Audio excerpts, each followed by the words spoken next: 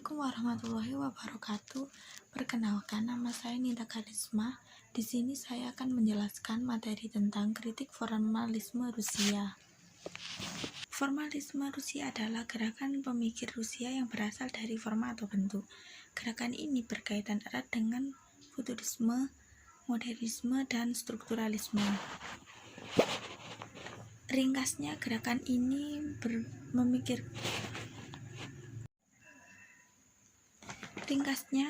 gerakan ini memikirkan bagaimana bentuk dalam sebuah karya sastra. Formalisme Rusia memberikan pengaruh besar kepada para pemikir Rusia seperti Mikhail Bakhtin dan Yuri Lotman, anggota-anggota gerakan yang relevan terhadap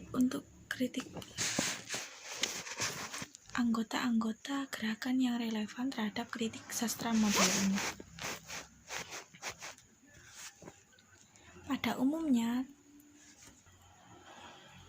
Pada umumnya, formalisme Rusia dianggap sebagai pelopor bagi tumbuh dan berkembangnya teori-teori strukturalisme. Munculnya formalisme Rusia tidak dapat dipisahkan oleh gerakan futurisme atau masa depan.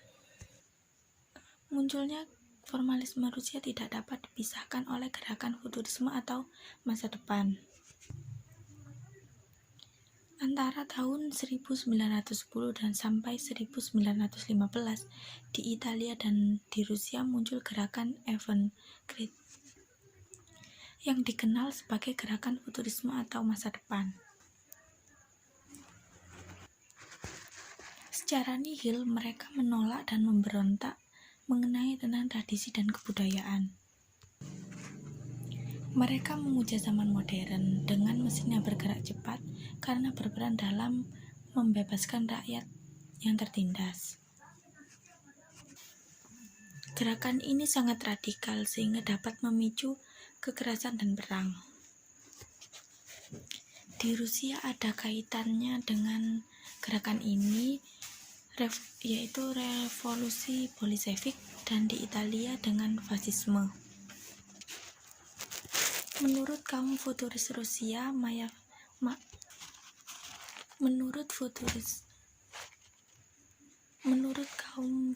Rusia, Mayakovsky dan Pasternak, sastra hendaknya menyesuaikan diri dengan zaman modern. Kaum futuris inilah yang mendorong studi sastra dengan meneliti ciri kesastraan dalam teks secara otonom.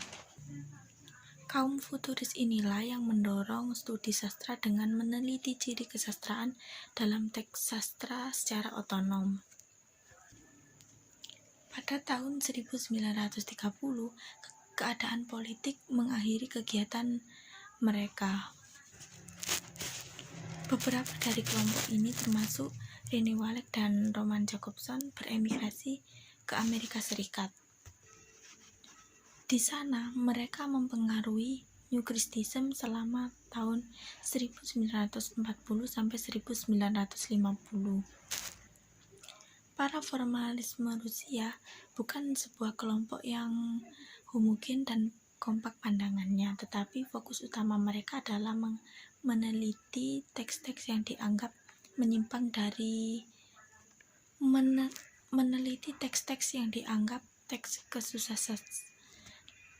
teks kesusastraan. Unsur yang khas itu adalah unsur baru yang menyimpang dan membentuk bahasa biasa. Ringkasnya, gerakan ini memikirkan bagaimana bentuk dalam sebuah karya sastra. Formalisme Rusia memberikan pengaruh besar kepada para pemikir Rusia seperti Mikhail Bakhtin dan Yuri Lotman, anggota-anggota gerakan yang relevan terhadap kritik sastra modern.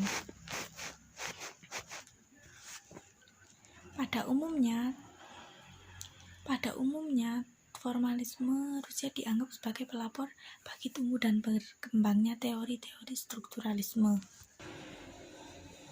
Munculnya formalisme Rusia tidak dapat dipisahkan oleh gerakan futurisme atau masa depan.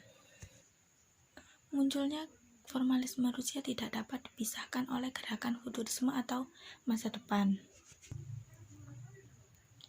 Antara tahun 1910 dan sampai 1915, di Italia dan di Rusia muncul gerakan avant-garde yang dikenal sebagai gerakan futurisme atau masa depan. Secara nihil, mereka menolak dan memberontak mengenai tentang tradisi dan kebudayaan. Mereka memuja zaman modern dengan mesin yang bergerak cepat karena berperan dalam membebaskan rakyat yang tertindas. Gerakan ini sangat radikal sehingga dapat memicu kekerasan dan perang. Di Rusia ada kaitannya dengan gerakan ini, yaitu revolusi Bolshevik, dan di Italia dengan fasisme. Kemudian, contoh penerapan dalam analisis karya sastra, saya mengutip dari jurnal Fakultas Ilmu Budaya Universitas Mula Warman, dan di sini judulnya yaitu Orde Baru sebagai Landasan Fabula dalam Novel Entrok karya Oki Madasari, Kajian Formalisme Rusia.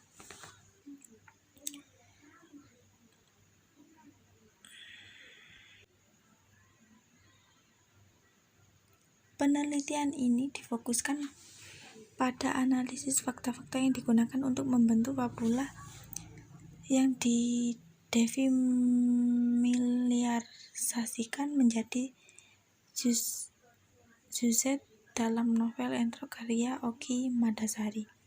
Untuk menangkap hal tersebut digunakan teori formalisme Rusia. Dalam pendekatan objektif, hasil penelitian menunjukkan bahwa cerita dalam novel Entrok memanfaatkan fakta-fakta sejarah untuk membentuk fabula. Dari fabula tersebut didefamiliarisasikan menjadi sujet. Hal tersebut menunjukkan adanya proses pemfiktifan cerita yang dilakukan pengarang dengan memanfaatkan fakta-fakta sejarah. Dalam novel Entrok digambarkan kehidupan seorang ibu dan anak perempuannya yang hidup pada masa Orde Baru tersebut. Berikut ini yang diberikan beberapa contoh fakta peristiwa yang terjadi pada masa Orde Baru yang digunakan sebagai landasan fabula. Pemilihan umum pada masa Orde Baru. Pada pemilu masa Orde Baru yang diselenggarakan pada tahun 1971, Partai Golkar memperoleh kemenangan mutlak, yaitu mendapat 227 kursi atau 64% suara. NU mendapat 58 kursi atau 16,5%. Parmusi 24 kursi atau 6,8%, PNI 20 kursi, PSII 10 kursi, Perkindo 7 kursi, dan Partai Katolik 3 kursi dari 351 kursi DPR yang disediakan. Peristiwa pemilu pertama ini digunakan oleh pengarang sebagai landasan fabula dalam novel. Berikut kutipan dalam novel yang menunjukkan kesamaan antara peristiwa yang terjadi dalam novel dengan fakta peristiwa pemilu pertama. Putaran waktu kuhitung sekat-sekat yang berasal dari kegiatan sekolah. Setengah tahun berlalu kuhitung dengan setiap rapor yang kuterima kuartal. Rapot kuartal kelas 1 SD menandakan akan berakhirnya sekolahku. Banyak umbul-umbul dipasang warnanya kuning bergambar beringin. Di kelas Bu Lastri bercerita tentang adanya pemilu. Katanya, ini pemilu pertama setelah negara gonjang-ganjing. Ini pemilu yang sesuai aturan pemilu yang akan membawa ketentraman. Bu Lastri menunjukkan kertas warna kuning bergambar beringin, sama seperti umbul-umbul yang dipasang di gapura dan di depan balai desa.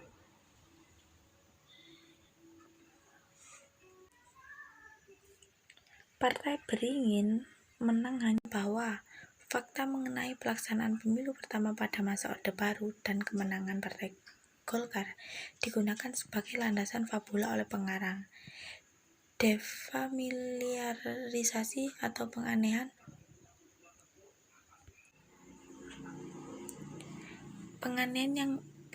yang dilakukan oleh pengarang yaitu dengan membuat rangkaian jalan cerita yang dapat menggambarkan peristiwa saat pemilu pada masa Orde Baru itu akan diselenggarakan dan suasana saat kemenangan partai bergambar Golkar. Kesimpulan dari teori kritik formalisme yaitu menurut saya kritik sastra itu mempelajari dan memberikan penilaian terhadap karya sastra. Kritik sastra lebih mendobrak bentuk sastranya dan menelaah atau memikirkan bagaimana saja bentuk-bentuk yang ada dalam sebuah karya sastra.